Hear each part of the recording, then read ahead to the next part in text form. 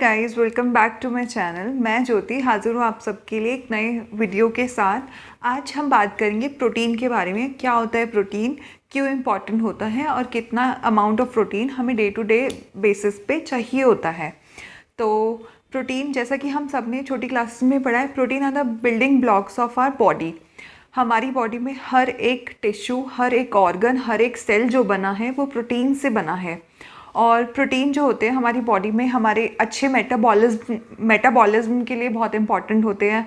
हमारी बॉडी का जो इम्यूनिटी सिस्टम होता है उसमें एक बहुत मेजर रोल प्ले करते हैं। हमारी बॉडी में फ़ैट बर्न करने का काम करते हैं, हमारे हंगर को रिड्यूस करने का काम करते हैं। इसीलिए वेट लॉस में जो डाइट ली जाती है उसमें प्रोटीन का एक बहुत ज़्यादा बड़ा अमाउंट लिया जाता है। इसके अलावा प्रोटीन जो होते हैं वो हमारी बॉडी में मसल्स को बिल्डअप करते हैं।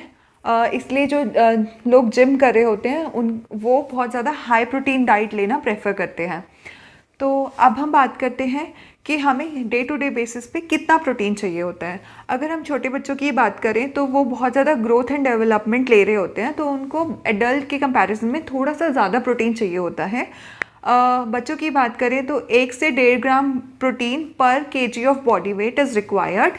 और अगर बड़ों की बात करें तो बड़ों की बॉडी में प्रोटीन जो है रिपेयरमेंट के लिए इम्पॉर्टेंट होता है।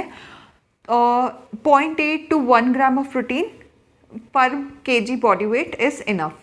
तो इसको हम एक एग्जाम्पल की हेल्प से समझेंगे। अगर हम बच्चों की बात करें तो एक 10 साल का बच्चा है और उसका बॉडी वेट है 20 केजी। तो क्योंकि वो बहुत ज़्यादा ग्रोथ ले रहा है तो उसको 1.5 ग्राम पर केजी बॉडी वेट प्रोटीन चाहिए। तो इसको हम सीधे से 20 kg of body weight into 1.5 gram of protein is equal to 30 grams of protein. 30 gram protein उसको डे टू डे लाइफ में चाहिए। अब अगर बड़ों की बात करें, एक सेडेंट्री लाइफस्टाइल जीने वाला एक एडल्ट है 70 kg का, उसको 1 ग्राम प्रोटीन भी अगर मिले तो काफ़ी है। तो 70 ग्राम, क्योंकि 70 kg बॉडी वेट है, 70 into 1 gram is equal to 70 gram protein per day में उसको चाहिए। और अगर जिम गोइंग एडल्ट है तो 1.5 is a must, 1.5 gram of protein into पर केजी बॉडी वेट। अब नेक्स्ट हम बात करते हैं प्रोटीन के रिच सोर्सेज के बारे में। प्रोटीन जो है वो वेज और नॉन वेज दोनों ही फूड आइटम्स में पाया जाता है। वेज की बात करें तो दालें, मिल्क, इसके अलावा पनीर, ये सब बहुत ही रिच सोर्स होते हैं प्रोटीन के। और अगर नॉनवेज की बात करें तो egg, meat, fish, chicken, these are very rich sources. So अगर आप वेजिटेरियन हैं तो आप वेजिटेरियन ऑप्शन में जा सकते हैं प्रोटीन के, और नॉन वेज हैं तो आप फिश, मीट, ये सब ऑप्शन देख सकते हैं। हमारी जो वेजिटेबल्स हैं वो प्रोटीन लैक करती हैं, लेकिन they are very healthy because उनमें विटामिन एंड मिनरल्स भर भर के होते हैं। तो हमें कोशिश ये करनी चाहिए डेली बेसिस पे घर में एक दाल ज़रूर बनाएं और एक सब्ज़ी ज़रूर बनाएं। उसका जो कॉम्बिनेशन है वो हमारी इम्यूनिटी बूस्टर का काम करेगा। ठीक है, अब बात करते हैं कि प्रोटीन को हम कैसे लें।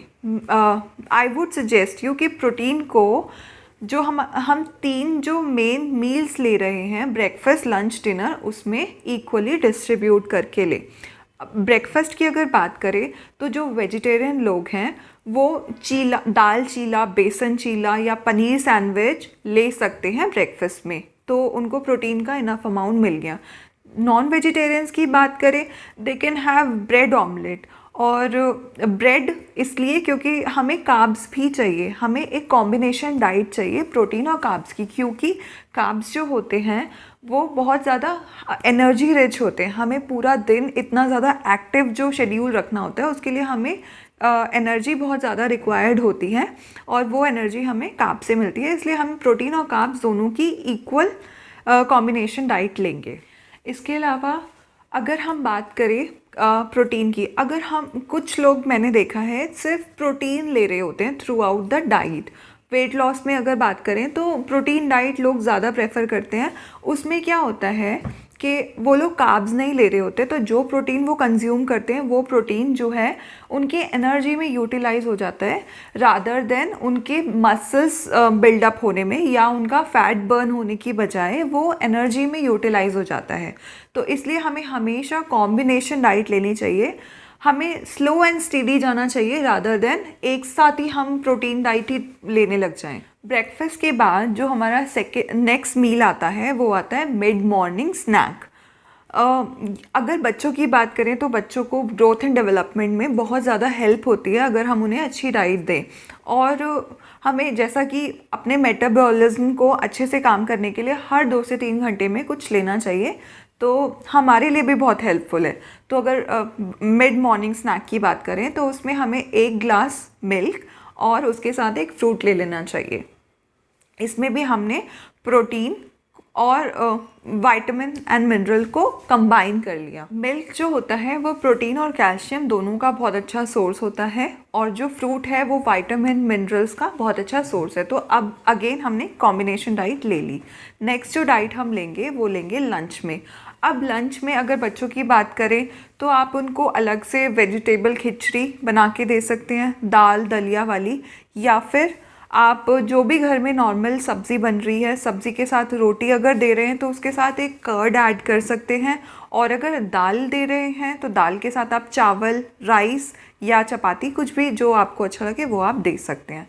उसके बाद अगर हम नेक्स्ट डाइट की बात करें तो हम नेक्स्ट जो इवनिंग स्नैक लेंगे वो हम देंगे 5 PM पे। 5 PM पे बच्चे खेलने जाते हैं या उनकी ट्यूशन होती है, उससे पहले बेटर है कि उनको खिला के भेजें, कि उससे उनका जो ब्रेन होगा वो और अच्छे से काम करेगा। तो 5 PM पे जो हम उनको इवनिंग स्नैक्स दे रहे हैं उसमें हम उनको मिल्क के साथ कोई भी चीज़ सैंडविच या पनीर सैंडविच दे सकते हैं। बेसिकली हमें जिस बात का ख्याल रखना है वो है कि हमें हर 3 से 4 घंटे के बीच में कुछ ना कुछ लेना है या बच्चों को भी खिलाना है। आजकल तो मार्केट में बहुत अच्छे रेडीमेड ऑप्शंस भी हैं, जैसे अगर बात करें स्नैक्स की तो आपको रेडीमेड उपमा मिल जाएगा, रेडीमेड इडली मिल जाएगी, रेडीमेड पोहा भी आजकल आने लगा है। इसके बाद जो हमारी लास्ट जो मील होगी वो होगी डिनर 8 बजे, या जितने बजे भी आप डिनर लेना प्रेफर करें, बट आई वुड सजेस्ट कि आपके डिनर में और आपके स्लीप में कम से कम 2 घंटे का गैप होना चाहिए। अदरवाइज़ क्या होता है, हम खाते ही अगर सो जाते हैं तो हमारा ना एसिड ऊपर आने लग जाता है और हमें इनडाइजेशन की प्रॉब्लम होने लग जाती है, या एसिडिटी की प्रॉब्लम होने लग जाती है। वो इसीलिए होती है क्योंकि हम खाने और सोने के बीच में गैप नहीं देते हैं। तो आई वुड सजेस्ट कि अगर आप डिनर लें, मतलब अगर आप जल्दी सो जाते हैं तो आप 8 बजे तक डिनर ले लें।